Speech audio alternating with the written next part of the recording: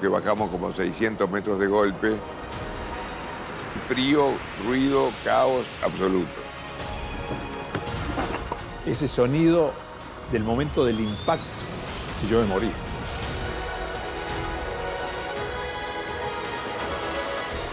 Comimos nieve y hielo durante 72 días. Y lo único que tenemos es el cuerpo de nuestros amigos. Nando está loco, se quiere comer al piloto.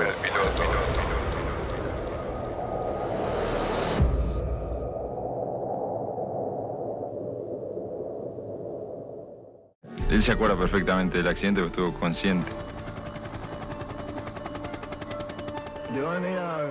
Bueno, yo llegué a TV en el año 69, cuando estaban haciendo Televisión Nacional, y yo en ese tiempo todavía estaba en la Universidad de Chile terminando mi carrera de periodismo. Este era el segundo año que yo estaba en TVN, después de haber salido de la universidad. Y era además el sueño de mi vida trabajar en una empresa como Televisión Nacional, en una empresa pública. Yo hacía de todo, porque ya en ese tiempo a mí me gustaba andar en las regiones también.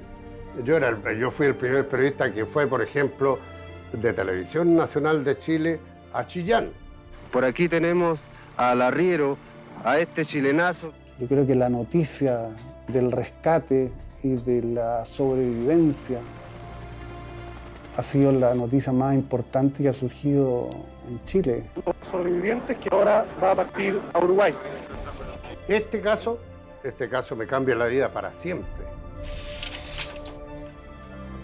Tenemos la carta entregada por un posible sobreviviente uruguayo. Podemos leer cuándo vienen. Y por el otro, dice textualmente: vengo de un avión que cayó en las montañas. Soy uruguayo. Vengo de un avión que cayó en las montañas. Soy uruguayo. Tengo 14 amigos heridos arriba. ¿Dónde estamos? Por favor, necesitamos comida. ¿Dónde estamos? ¿Cuándo nos vienen a buscar?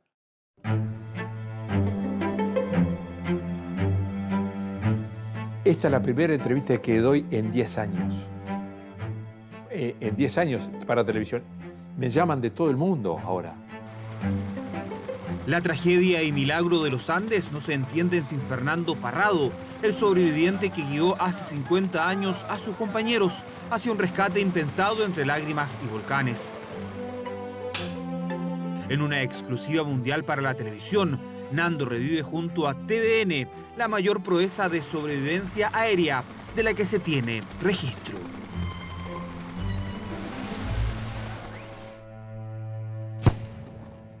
Al salir del colegio formamos un club para seguir jugando al rugby entre amigos. O sea, nada profesional, ¿no?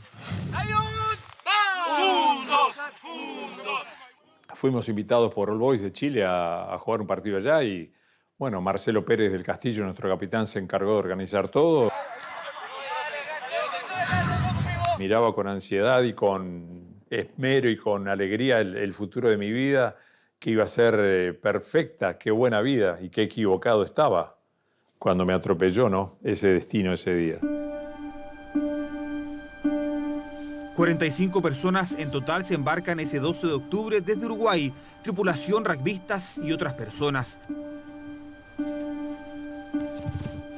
Nando Parrado viaja junto a su madre y su hermana. También está Carlitos Páez, hijo del afamado artista Carlos Páez Vilaró.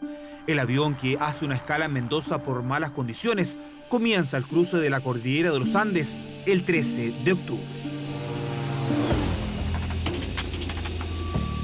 Minutos después empezaron las turbulencias, el azafato nos dijo: señores, pónganse los cinturones porque el avión va a bailar un rato.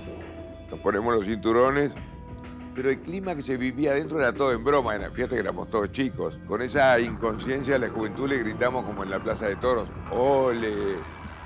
Y de pronto un pozo de aire gigantesco que bajamos como 600 metros de golpe. Panchito, que estaba sentado en la ventana, mi mejor amigo, me pega con el codo y me dice: Nando, mirá.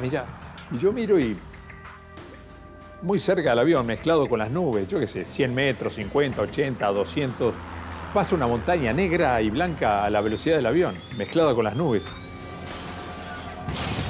Y bueno, el avión se había partido y bueno, era una sensación que yo no sabía si era un choque o era qué, o era otra maniobra más que podía hacer el avión.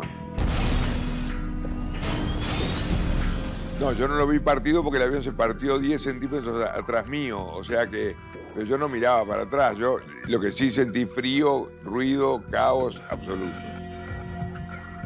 El avión Fairchild 227, que despegó a las 14:18 desde Mendoza, cruza con dificultades el cordón montañoso y tras notificar 2 veces su posición, lo hace por última vez a las 15:24, 7 antes de que ocurra el accidente. Claramente el piloto confunde la posición, él dice que está en Curicó, notifica esa posición al radiocontrolador, pero el radiocontrolador se basaba en la posición que le estaba informando el mismo piloto. Atención, torre de control. Acá Fairchild F227. Divisamos Curicó. Permiso para descender. Pensando que estaba sobre Curicó, vira hacia el norte ya dirigiéndose a Santiago. Pero en realidad no estaba sobre Curicó, estaba todavía sobre la cordillera. Porque el viento en contra había frenado el avance del avión. Correcto, permiso para descender a 3.500 metros. Entonces comienza a descender, pensando que está en el Valle Central, y sin embargo cuando ya pasa por debajo de las nubes, se da cuenta que está completamente encajonado entre las montañas. Y ahí viene el fatal accidente. Y es increíble todo lo que tú podés grabar en tu mente en la última décima de segundo de tu vida, ¿no? Ese sonido del momento del impacto, ¿no? E inmediatamente se apaga la luz. Y yo me morí. O sea, yo no recuerdo más nada hasta 5 días después.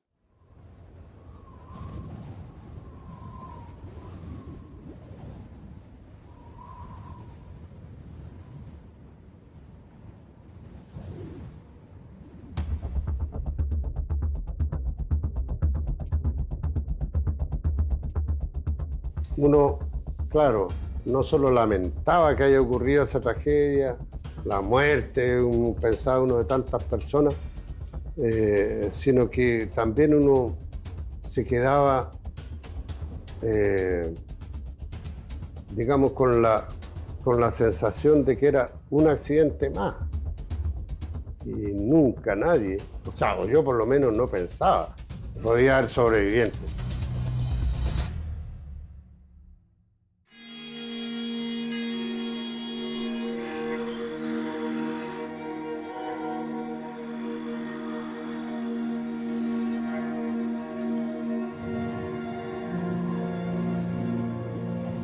En esa confusión de los primeros 2, 3 días, el que no se mueve está muerto. Tuve casi 5 días, 4 días y medio en coma, inconsciente, con heridas no sobrevivibles de ninguna manera. Después esa primera noche fue lo que decía Roy, uno de los sobrevivientes, decía, lo que yo comparo con el infierno fue lo que fue esa noche. Muertos de sed, muertos de frío, muertos de miedo. Yo estaba sin mi mamá, sin mi papá y sin mi niñera. Yo tenía niñera en esa época, para que veas el personaje. Parrado estuvo muy mal y parecería ser, según dice la ciencia años después, que lo mejor que le pudo haber pasado es quedar, porque él quedó con la cabeza contra la nieve el día del accidente, y parece que es lo que se utiliza para desinflamar la conmoción cerebral o no sé. Sí, todo lleva su tiempo. Yo no te puedo decir si me llevaron 5 o 8 horas o un día, pero yo empecé a hablar. A dialogar con mis amigos, a preguntar por mi madre, por mi hermana.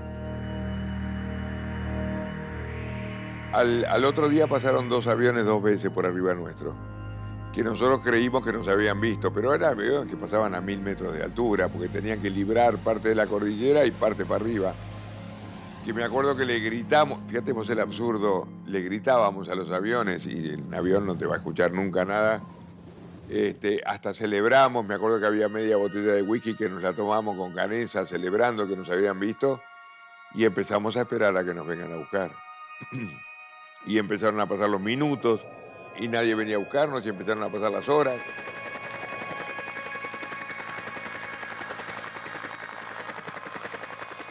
Tenía 23 años Y en la época de que sucedió este hecho del rescate del avión uruguayo, era teniente en el grupo 10 y volaba helicóptero.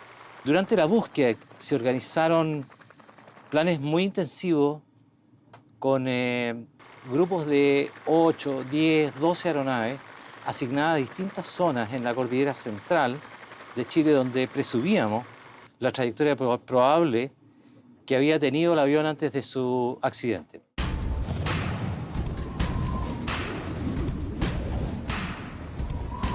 El comandante estaba muerto, el copiloto muriéndose, y lo único que decía el copiloto es: pasamos Curicó, pasamos Curicó, pasamos Curicó.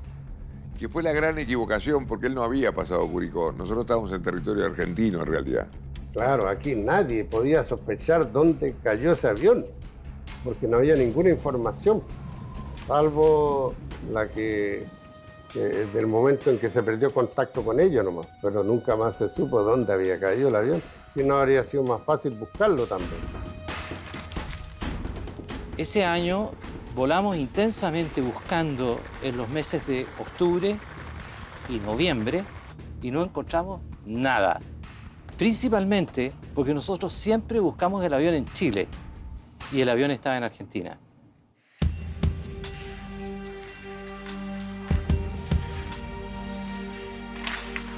La prensa nacional da una amplia cobertura al accidente. Los restos del avión y los posibles sobrevivientes dejan de ser buscados oficialmente tras 142 horas de sobrevuelo. Es el día 10 de la tragedia. Escuchábamos la radio a ver si captábamos alguna noticia por dónde venía el rescate. Y llega el día 10 de nuestra historia, que para mí es donde sucede la peor noticia que te puedas imaginar, pero que nosotros la convertimos en oportunidad. Gustavo Nicolich, que era el que escuchaba la radio, que la tenía que escuchar de afuera, del fuselaje, entró en el avión y me dijo: Carlitos, tengo una buena noticia para darte. Y yo le digo: ¿qué pasó? Me dice: acabo de escuchar una radio chilena donde el locutor dijo que dieron por finalizada la búsqueda del avión uruguayo y van a venir a buscar los restos nuestros en febrero cuando vengan los deshielos. Y yo le dije: pero ¿cómo buena noticia, hijo de puta? Lo quería matar, imagínate.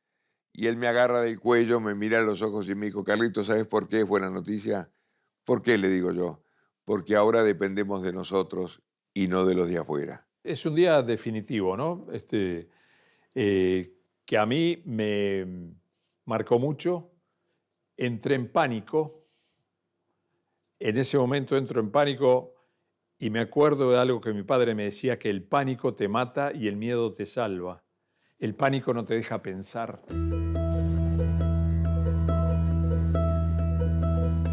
La sed es terrible, no hay agua.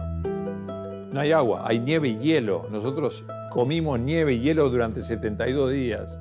El frío, has dormido con menos 15 grados con ropa normal. No, yo miraba el reloj y digo, parece que han pasado 5 horas y habían pasado 10 minutos. Porque el cuerpo tiembla solo para lograr temperatura y estás abrazado con otro. Entonces, el infierno a veces era un lugar cómodo comparado con eso. Para que tengas una idea, en 10 días quedamos 26 vivos, comimos una lata de mariscos que encontramos, o sea, una cucharadita cada uno. A mí me tocaron 2 cuadraditos de chocolate y había un guindado que habían comprado en Mendoza y había alguna copita de vino. Eso fue lo que comimos en 10 días, los 26. Y intentábamos comer unos líquenes que aparecen en las rocas, que es lo más inmundo que había, y llevábamos muchos cigarrillos porque iban los el dueño de una tabacalera y hacíamos un té de tabaco que es lo más inmundo que he visto en mi vida. La noticia de que cesaron los intentos de rescate, sumado a la escasez de alimentos, lleva a los sobrevivientes a pensar una idea extrema que tomará más forma con el pasar de los días. Yo hablé con Carlitos, no me acuerdo si fue el primero, el segundo o el cuarto, y le digo: Carlitos, yo me quiero ir de acá, tengo que esperar a que llegue el verano, para eso tenemos que comer. Le digo, y lo único que tenemos es el cuerpo de nuestros amigos y de los pasajeros. Pero yo no dije nada y me fui en esa expedición a buscar la cola y me quedo en una parte con Adolfo Strauch y le digo, mira, un acto de cobardía mío, le digo a Adolfo, Nando está loco, se quiere comer al piloto. Y Adolfo me dice, no, Carlitos, no está tan loco, yo con mis primos ya lo pensamos.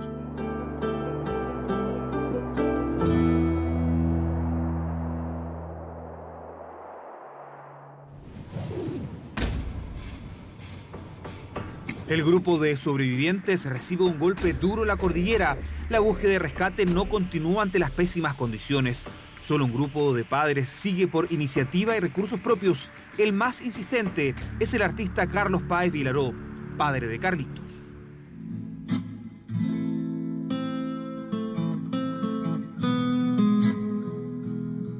Mi padre y China Zorrilla son los dos personajes más famosos que tuvo este país. Ser hijo de no es fácil. Súper querido, popular, era un tipo que todo lo conseguía. Siempre se quedó en la seguridad de que su hijo estaba vivo y él quería ir a la montaña, quería subir. ¿Cuánto tiempo estaban ustedes en Chile?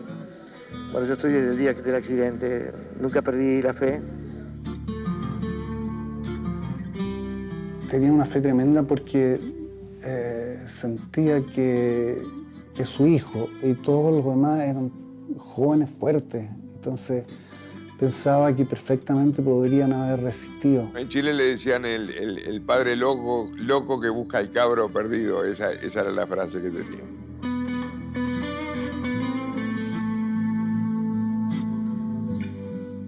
Y yo creo que él lo que pensaba también es que probablemente la antropofagia podría haber sido también un elemento que permitía que ellos sobrevivieran.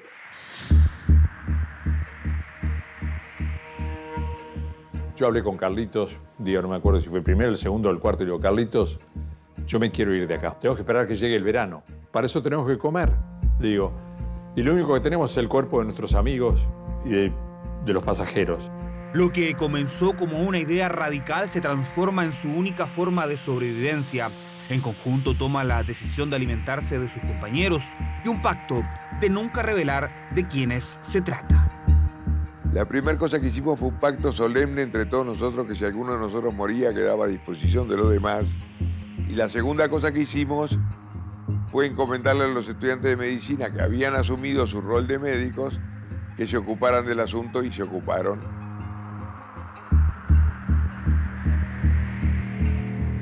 No saber cuándo vas a poder comer de vuelta, eso te sube acá, te sube a la cabeza. Y como nosotros somos los mayores expertos en este tema en el mundo, podemos asegurarlo que cualquier persona en ese lugar, en esa situación, no escuchando un reportaje o sentado en tu casa, en esa situación hubieran llegado al mismo pensamiento y a la misma acción.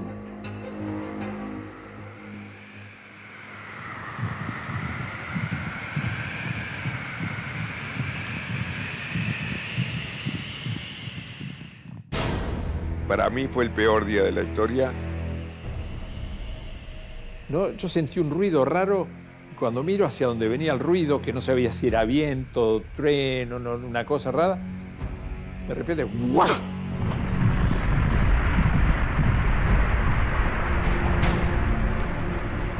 Estoy enterrado en cemento.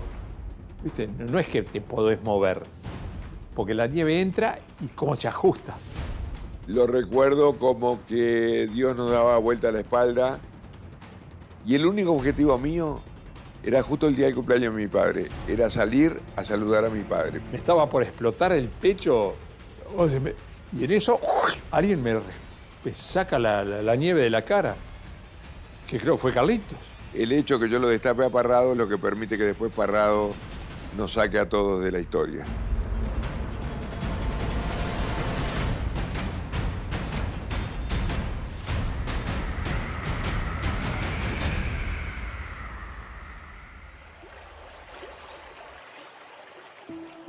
Mi nombre es Juan de la Cruz, Catalán Toro. Del accidente no recordamos tanto por la poca edad que yo tenía, pero sabíamos. Que mi papá fue una persona, digamos, Para mí era honorable. Estábamos pronto a venirnos por el ganado para la cordillera cuando en un almuerzo dijo, nosotros lo vamos a encontrar en Santa Elena. No dijo si vivo, no dijo si muerto, nada.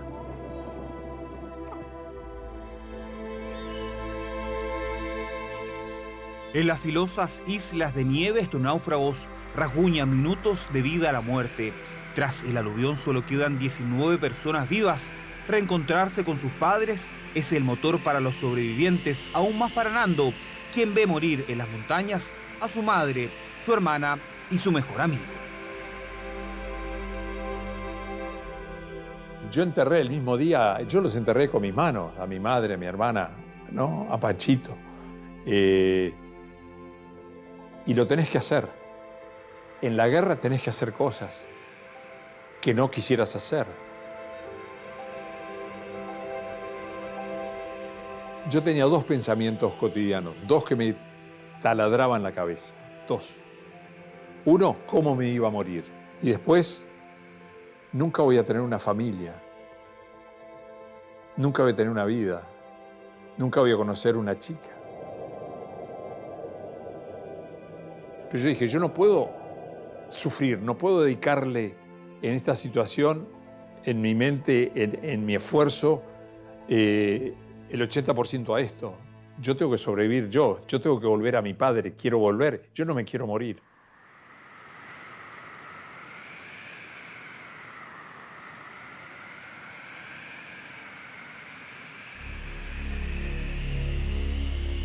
Después de varias excursiones, el trío compuesto por Roberto Canesa, Antonio Vicentín y Fernando Parrado realiza la caminata definitiva.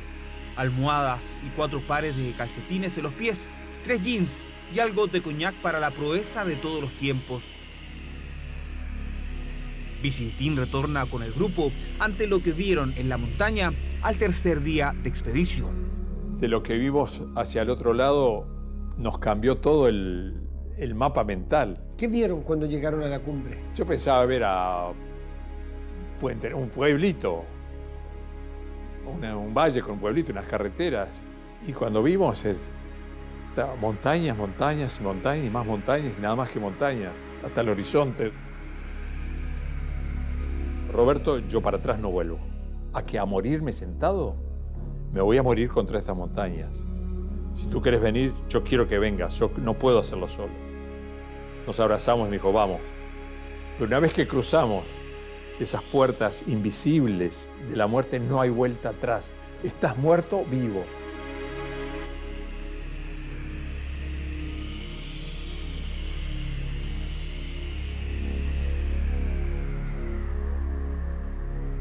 Tenía una energía, no sé, salida de dónde. Tal vez cada paso que yo daba quería estar más cerca de mi padre, de mi vida. Empujaba. Y tal vez sin Roberto yo me hubiera quemado.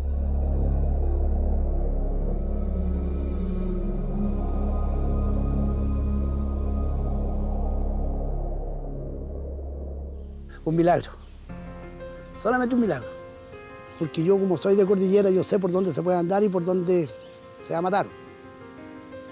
Y por dónde salieron ellos, ahora vi la cordillera sin nieve, no tienen ni una posibilidad de salvarse. Hay valles que se cierran y no salen. Y hay valles que sí salen.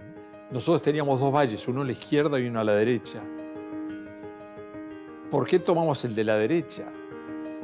No sé.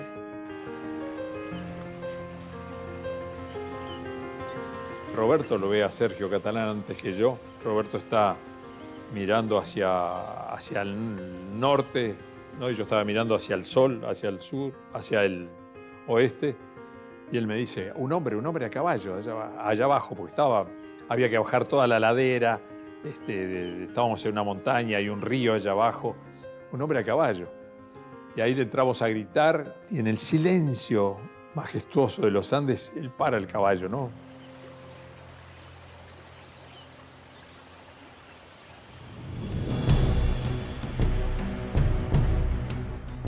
Bajo hasta la orilla del río, ¿no? Ahí. No nos podíamos escuchar porque 20 metros de ancho, 25 metros de ancho el río, viniendo con piedras y eso. Pero él me mira y no nos podemos comunicar. Yo le decía que avión, que se cayó, que... A lo lejos me parecían personas jugando. Porque corrían, se caían, ya no eran capaces de caminar y en el pasto grande del potrero ahí se enredaban en el pasto y caían. Por lo que comentamos con el papá, me preguntó mi papá cuando nos encontramos, me dijo, ¿vio la gente que hay al otro lado? Sí, le dije, pero son turistas que andan jugando. Y mi papá dijo, voy a volver a verlo. Volvió a verlo y ahí estaban andando todavía en el borde de la barranca, ahí esperando. Y ahí mi papá fue donde le gritó, mañana vuelvo. Ya era noche, ¿no? Casi oscureciendo. Ya. ¿Qué pasa si tu papá no hubiese vuelto? Muere. Después de 10 días de una caminata prácticamente imposible, Fernando Parrado hará contacto con el arriero Sergio Catalán y utilizando sus últimas fuerzas enviará a través de una piedra y un papel como este un mensaje que cambiará para siempre la historia de los sobrevivientes.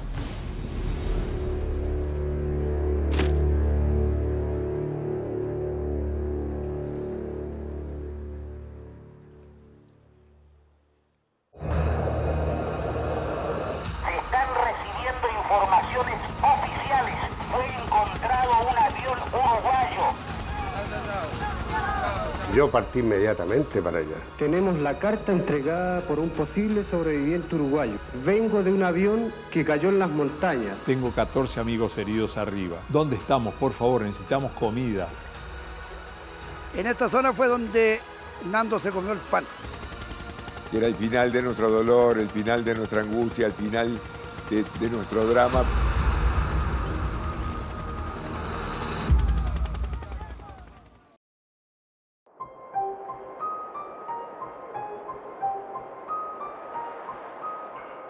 Porque dejar ese fuselaje el día 12 de diciembre, dar el primer paso y no mirar para atrás, yo sabía que no iba a volver. Y no miré para atrás. ¿Por qué lo hice? No sé. Y Roberto me acompañó. Nando llegó por arriba, por donde está esa casa ahora, bajó acá, llegó a este punto. Mi papá venía de allá. Ahí van, me tira 2 trozos de pan, 2 trozos de pan. En esta zona fue donde Nando se comió el pan. ¿Acá? Claro. Donde se comió el pan y escribió la nota a la vez. Comía y... Claro, tanto comía como escribía, para luego lanzar el papel a los lados. El papel de la historia que le salvó la vida. Se están recibiendo informaciones oficiales de parte de Carabineros de que fue encontrado un avión uruguayo a las 13:30 horas, 1:30 de la tarde. Se presentó en el retén de Puente Negro el arriero Sergio Catalán Martínez. 2 personas le lanzaron una carta. Claro, con el venio de Manuel Mendoza, que era el jefe de prensa en aquel momento, yo partí inmediatamente para allá. Entonces yo lo primero que hice fue ir directamente a Carabineros, a la comisaría de San Fernando. Estamos en la comisaría de San Fernando. Aquí tenemos la carta entregada por un posible sobreviviente uruguayo. Sí, yo estaba muy emocionado de leer eso. Está manuscrita con lápiz pasta de color rojo y algunas líneas de azul. Por este lado podemos leer cuándo vienen y por el otro dice textualmente: vengo de un avión que cayó en las montañas, soy uruguayo. Tengo 14 amigos heridos arriba. ¿Dónde estamos? Por favor, necesitamos comida. ¿Dónde estamos? ¿Cuándo nos vienen a buscar? A mí no me salía la voz con la fuerza que normalmente tengo para hablar. En el avión quedaron 14 personas heridas. Tenemos que salir rápido de aquí.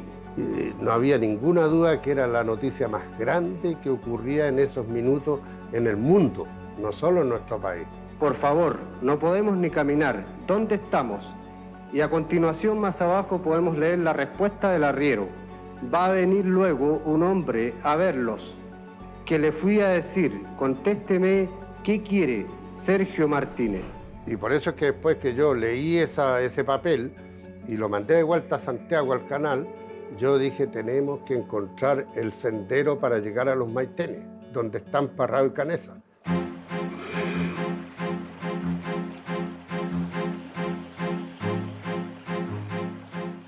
Ya cuando Catalán se fue, él le avisa a otro arriero de este lado del río que nos fuera a buscar. No pude dormir, ¿no? Creo que Roberto tampoco. Nos quedamos ahí en una especie de chocita que tenía este arriero. Un poquito de comida, hizo como un guisito ahí también que lo comimos. Aquí había una ranchita, estas elegantes para lo que había en ese tiempo, en realidad era en unos cuantos palos cubiertos de rama, y aquí estaban Parrado y Canesa terminando su última choca. Por favor, Fernando Parrado, cuéntanos cómo ocurrió el accidente. Bueno, yo del momento del accidente tengo un poco de amnesia porque estuve 3 días inconsciente luego del choque. Sé que agarramos unos pozos de aire y chocamos, un ala rozó una montaña y el avión se deslizó por la montaña hacia abajo después de perder las alas hasta quedar inmóvil en el medio de un valle. Y yo tengo total conciencia del momento del accidente porque solamente sufrí contusiones leves y heridas leves, nunca perdí la conciencia. ¿Cuántos familiares tienes tú? ¿Tienes más hermanos?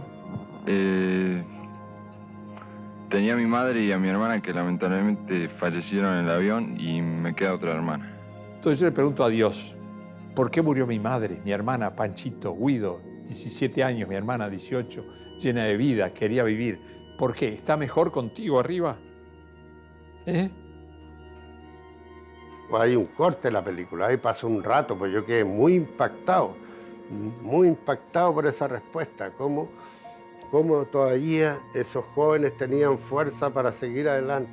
Cuéntenos cómo fue ese momento, ¿a dónde iba usted? Yo venía caminando, primero cuando yo los vi, iba a juntar el ganado. Eran varios rollos de películas. Y esas películas, una vez que yo terminé la entrevista, ¿qué tengo que hacer? Tengo que irme inmediatamente a bajar la cordillera. Entonces yo andaba con una chaleca, algo parecido a esto, y me puse acá debajo todos los rollos de películas. Nosotros, TVN, era el canal el que estaba golpeando, era el que, como decimos en la jerga periodística, estaba dando el golpe periodístico. El milagro blanco de Navidad estremece al planeta. Televisión Nacional muestra las primeras imágenes de los sobrevivientes, secuencias que toman relevancia internacional y se repiten hasta estos días. A la misma hora que un joven Santiago Pavlovich se moviliza al hospital de San Fernando para reportear, Canesa y Parrado siguen arriba a los Maitenes y Carlitos, junto al resto de los atrapados, espera alguna noticia. 70 días es una bestialidad de tiempo, son 2 meses y medio, y tengo una especie de premonición.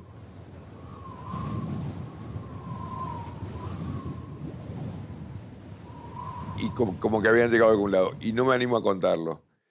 Y Daniel Fernández, que se despertaba, me dice, Carlitos, acabo de soñar de que Parrado y Canesa han llegado a algún lado. Y yo le digo, yo tengo la misma sensación, y prendimos la radio. De que fue encontrado un avión uruguayo perdido en la cordillera de los Andes en el mes de octubre. Y así como prendimos la radio, la primera noticia, hablaban del avión uruguayo, pero por la estática. Desde la ribera opuesta del río Claro, 2 personas le lanzaron una carta amarrada a una piedra. Mirá, se me eriza la piel ahora después de contar esto miles de veces. El comandante Carlos García me llama y me dice, Canales, prepárate las tripulaciones porque dicen que encontraron los uruguayos. Le informamos a la Fuerza Aérea Argentina de que el rescate era en Argentina. Y ellos nos contestaron, sigan ustedes. Terminen lo que están haciendo. Comandante García le pregunta a los dos, lo teníamos adentro de la cabina, ¿alguno de ustedes nos puede acompañar para guiarnos? Canesa estaba muy mal, no se podía. Entonces, no teníamos otra alternativa que fuera Parrado. Yo no me quería subir en ese helicóptero. Hay que ponerse en lugar también de cada uno. Yo ya estoy acá, vayan ustedes. Me dice, pero no nos vamos a encontrar nunca. Entonces, bueno, voy. Empezamos a subir, seguimos al río, entramos en este valle acá, después en este, y siempre subiendo, ¿viste? Se va subiendo. Además de que yo en ese momento llevaba una cámara filmadora.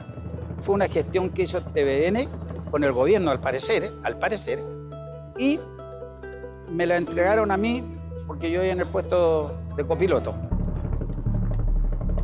El momento del rescate fue, bueno, ahí bien peinado y muy mal afeitado y con la valija hecha, nos sentamos a esperar la llegada de los helicópteros, que demoraron bastante más de lo que nosotros creíamos. Ha sido una de las misiones más difíciles bajo condiciones meteorológicas que me correspondió efectuar a través de toda mi trayectoria. Condiciones totalmente negativas para el vuelo. El helicóptero entró en stall. Entrar en stall significa pérdida de sustentación. Y nos caímos de aproximadamente como 6 a 8 metros. No había nada que marcara el viento que había, nada, sino el talento de estos pilotos chilenos de helicóptero que fue... Él me decía, no voy a parar porque no sé qué hay abajo, si hay grietas, si no hay grietas, si soporta el peso del helicóptero. De pronto en la lejanía empezás a escuchar ese ruido que se escucha desde muy lejos el helicóptero, sobre todo si hay montañas.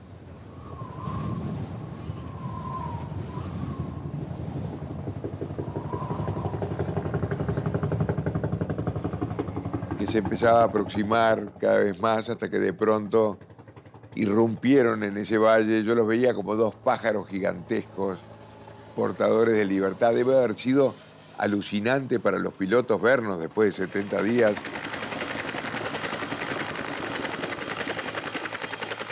Cuando ya estábamos más cerca, ahí ya vimos un tercio del avión, 2 tercios quizás del fuselaje, y ya los sobrevivientes, que son los con las manos en alto y que ellos veían que venían los helicópteros.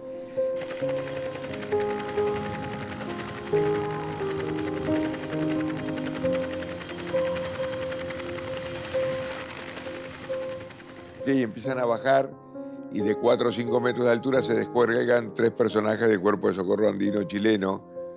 Uno de ellos, que se llamaba Sergio Díaz, cuando cae sobre la nieve empieza a gritar mi nombre. ¿Quién es Carlitos Páez? ¿Quién es Carlos Páez? ¿Quién es Carlos Páez? Me dice, no, es porque tengo 2 cartas para usted. Digo, ¿cómo 2 cartas para mí? No entendía nada. Y me entrega 2 papeles, tengo acá los originales. El primero de ellos decía así, tenía un helicóptero dibujado. Hola chicos, acá les mando un helicóptero como regalo de Navidad, porque era 22 de diciembre. Un abrazo, el viejo. ¿Cuánto tiempo estaban ustedes en Chile? Bueno, yo estoy desde el día del accidente, nunca perdí la fe y me parecía que en cualquier momento los chicos me estaban despegando, toda mi obra se hace alrededor de la juventud. Y ahí me doy cuenta que atrás de mi historia había otra historia, que estaba mi viejo presente. Qué cosa más linda me podía estar pasando a mí en ese momento.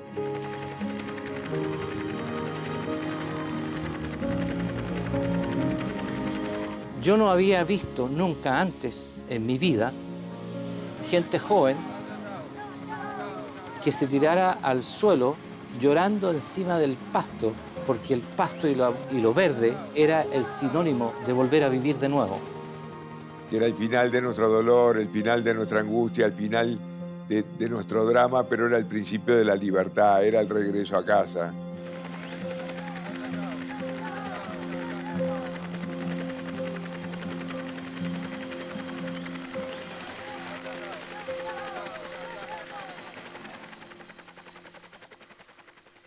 Los rescatados que actualmente reciben atención médica en San Fernando y que próximamente serán trasladados a Santiago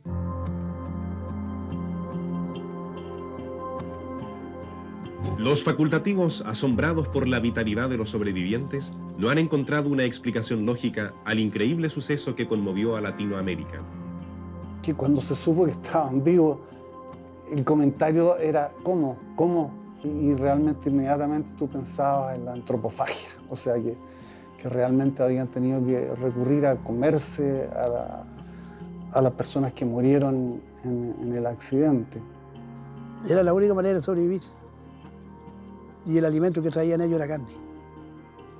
¿Humana? Sí. Obviamente que sí, porque si no hay supermercado, nada por arriba. ¿Pero tú la viste esa carne? La pierna de un blue jean la traían.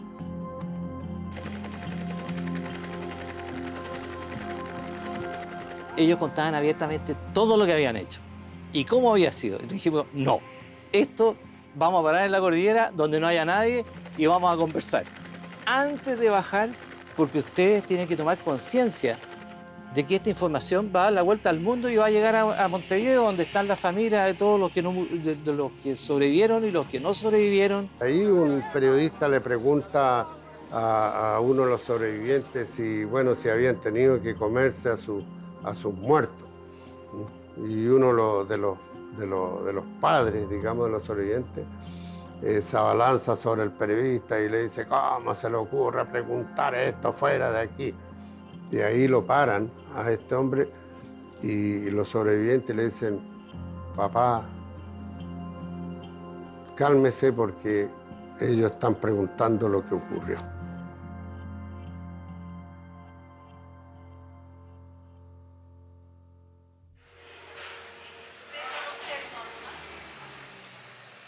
En estos pasillos abandonados del antiguo hospital de San Fernando, el pacto escondido por 71 días es revelado. Santo eres en verdad, Señor, fuente de toda santidad. Con el tiempo, los sobrevivientes hablarán de una especie de Eucaristía para justificar lo que ocurrió en las montañas. Dichosos los invitados a la cena del Señor. El iniciador del cristianismo, digamos, Jesucristo, habría dicho, comed y bebed porque esta es mi cuerpo y esta es mi sangre. Que el hecho de ser católico o creyente, que sabemos, o por lo menos creemos, de que cuando muere una persona el alma se va para otro lado y queda el cuerpo, que es materia, simplifica un poco la explicación. Yo veo que esta interpretación de ello es una especie como de justificación, pero en el buen sentido, ¿no? Como de darle un sentido, porque para nosotros también, y hay que decirlo, la Eucaristía, fíjense, es comer la carne de Cristo.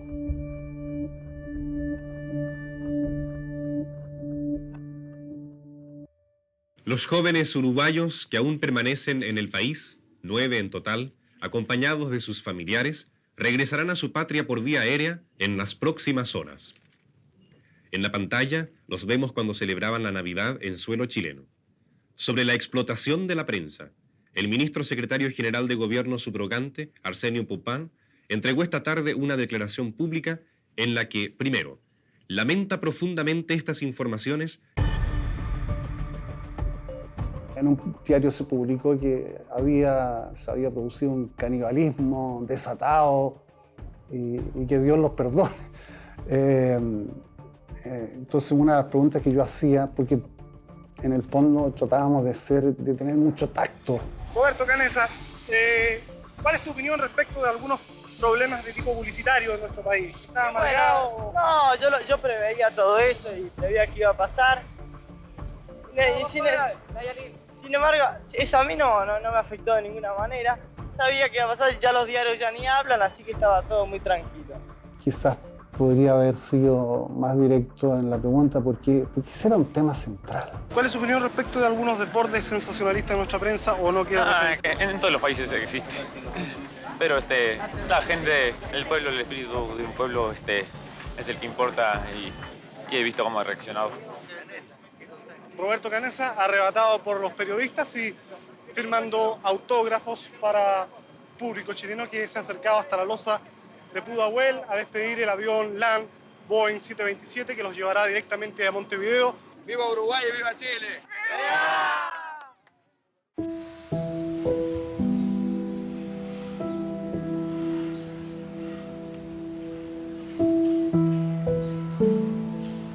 En agradecimiento a los cuidados entregados a su hijo y al resto de los sobrevivientes, el artista Carlos Páez Vilaró regaló a este hospital un mural que sigue en el mismo lugar luego de 46 años.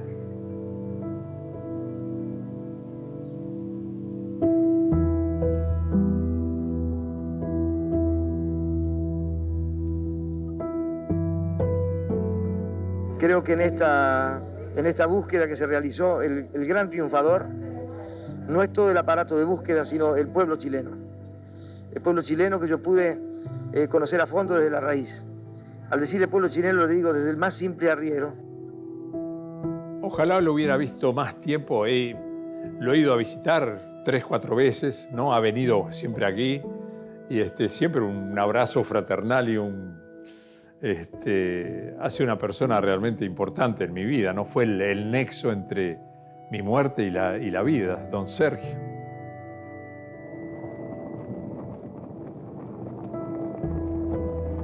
Ellos se sintieron después casi como parte de la familia Catalán. De hecho, le decían nuestro padre. La del sábado 13 de octubre de 2002 será una jornada de nostalgia y recuerdo imborrable. Hasta allí llegó a caballo con su parsimonia de siempre el viejo y noble arriero Catalán.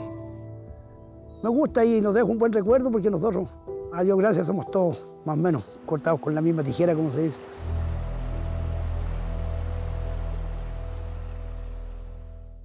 En el lugar llamado Los Maitenes, en el cajón del azufre, en plena cordillera de los Andes. Me marcó porque me enseñó que yo tenía que seguir en esa misma senda. Cada vez que tenía tareas difíciles de cumplir, me acordaba de lo que me ocurrió con los uruguayos y yo decía, tengo que conseguir mi meta, tengo que llegar a mi meta. No hemos resentido la tentación de mostrarles nuevamente esta espectacular y exclusiva filmación. Me dio más experiencia para valorar más la vida, ¿ya? Como también podría decir de que uno cuando es joven realmente no piensa en muchas cosas. Pariente del presidente Bordaberry. ¿Qué es lo que es este momento para ustedes de partida hacia Uruguay, hacia la tierra, hacia los amigos? Yo creo que básicamente es un triunfo del espíritu humano. Eduardo Estrado Furiose, Álvaro Mantino, Daniel Fernández, Antonio Vicentín, Roberto Canesa, Adolfo Estrado, Gustavo Cedrino, Trito Algorta, Alfredo Delgado, Roberto François, Roy Harley, José Luis Iciarte, Ramón Cabeza, Javier Metol, Fernando Parrado, Carlitos Miguel Páez, hijo. Pero es una historia que sigue y sigue con el tiempo. Digo, no para, es una historia y creo firmemente, yo a veces me pregunto por qué, y creo que es porque es una historia extraordinaria protagonizada por gente común. La última muerte en la montaña, la del querido Numa Turcati, que motivó, entre otras cosas, la expedición final, refleja la nobleza del espíritu que vivió este grupo, porque al momento de morir, Numa, que pesaba casi 30 kilos, tenía en su mano un papel con parte del Evangelio de Juan, que rezaba: no hay amor más grande que aquel que da la vida por un amigo. Vuelven mis amigos sobrevivientes, sus familias los abrazan, los confortan. Yo tengo a mi padre que me abraza y dice, gracias por volver, pero mi vida está destruida. Y mi verdadera odisea comienza cuando yo vuelvo. Mi triunfo mayor no es el de los Andes, es haber tenido una segunda parte de mi única vida fantástica. ¿Por qué? Una familia divina, una mujer que ha sido el pilar de mi vida. 2 hijas fantásticas, mis nietos. Lo que yo soñaba ya, las 2 cosas, cómo me iba a morir la familia, lo tengo. He amado con pasión a mis amigos, a mis hijas, con delirio a mi mujer, y me han amado en retorno. Eso es suficiente. No pienso más en los Andes. No pienso más en los Andes, pienso más en los Andes, pienso más en los Andes, pienso más en los Andes.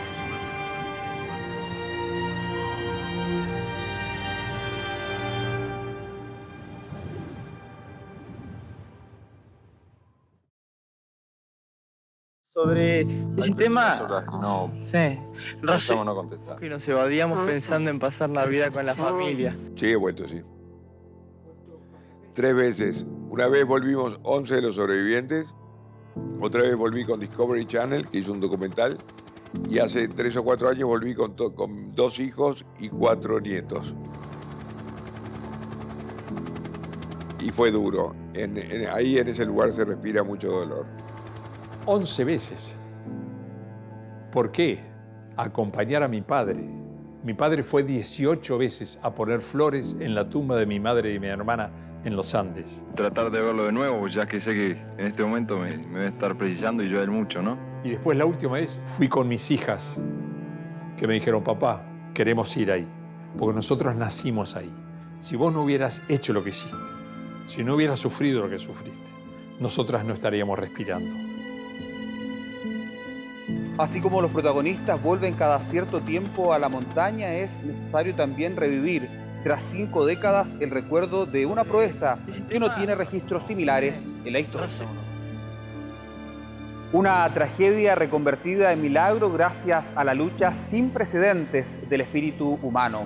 15 de los 16 sobrevivientes de esta odisea siguen con vida, 2 de los cuales quisieron rememorar una noticia que Televisión Nacional de Chile contó en exclusiva a todo el mundo.